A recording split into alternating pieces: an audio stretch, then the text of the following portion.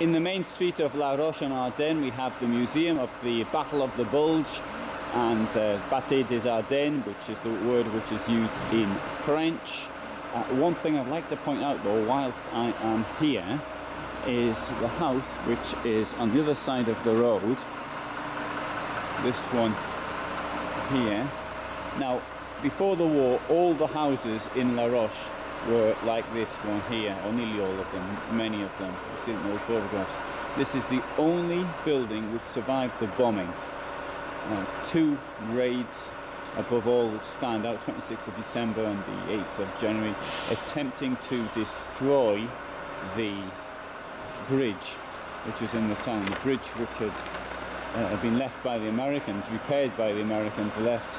And so because this was a transit place for tanks and other vehicles, it became an important target.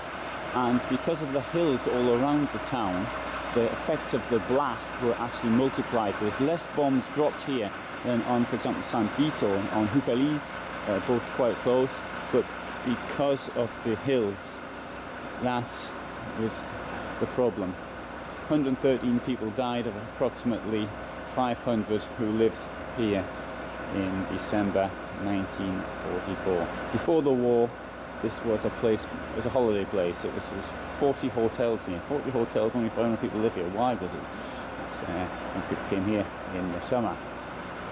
And understandably why, because it looks so nice. What I'm going to do is just to show a little bit about what's here. I don't want to spoil the fun by showing the whole thing.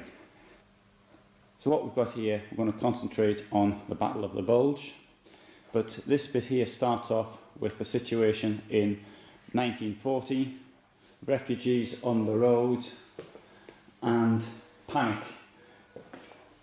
In the German occupation, there was resistance, but then came, on the 9th of September 1944, the liberation of this village, because it only had 500 people living there, so I'm going to call it a village, and only one person was killed. He was French, and he was somebody who'd joined up with the Americans, but he wasn't officially part of the US Army. He was from Paris. He came here and he was killed. His name was Michel Preux. Now, the Battle of the Bulge, coming through here, we can see some of the American and British equipment. Now this is quite a pretty good collection. For example, that is a dingo. I've never seen one of them before. So a light armoured vehicle.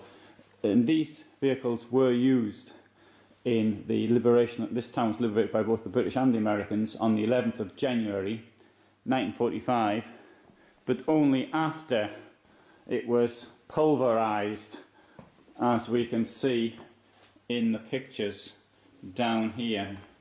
What it looked like before the war, might come up here was the light, and then what happened after the bombing.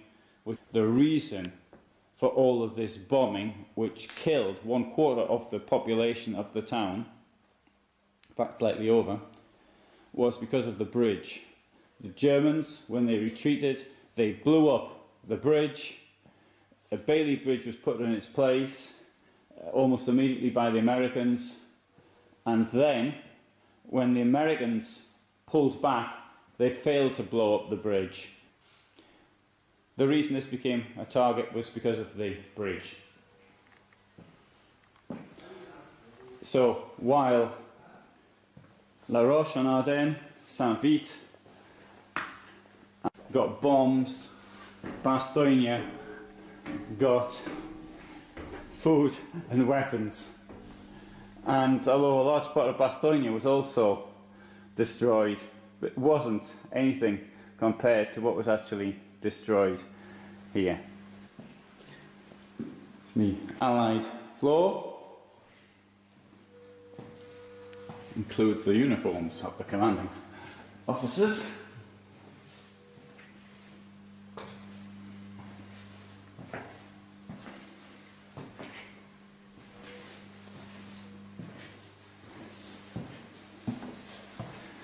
and veterans used to come here quite often. As things stand now, the youngest is going to be 90. So that's a recoilless cannon, and now we see the food coming up. Menu number 1. Now, I was in the army, there were 4 menus. I believe there's something like 10 now, maybe more.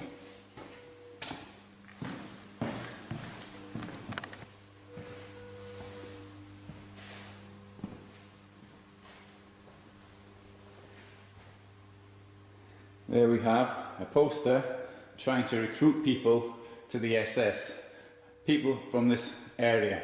Now, there were far more people from the northern side of Belgium which joined the SS. Amount of French speakers was comparatively low.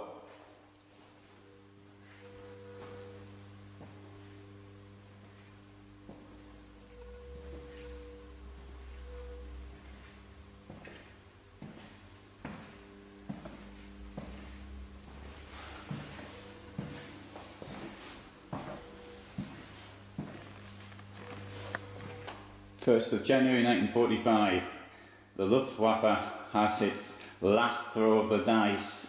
900 aircraft attacked Allied aircraft, and they knocked out some 300 or so Allied aircraft, but the pilots weren't there, and obviously pilots are more difficult to replace than the aircraft. One aircraft they did knock out was Montgomery's personal plane. In doing this, however, the German losses were similar to the Allied losses, only a little bit less, mainly from their own anti-aircraft, but they don't seem to have coordinated this properly, and that was absolutely the last throw of the dice for the Luftwaffe. Adolf Galland said no. The weapons room.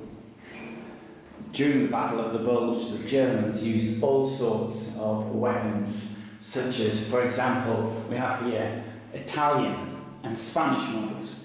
Anything which had the 9mm round was useful to them. Weapons such as the Luger down there, which is from Holland, so that had been taken from a Dutch officer in 1940, captured material. And some of it, as you can see, is pretty old, even for the time. Weapons which were almost 50 years old then.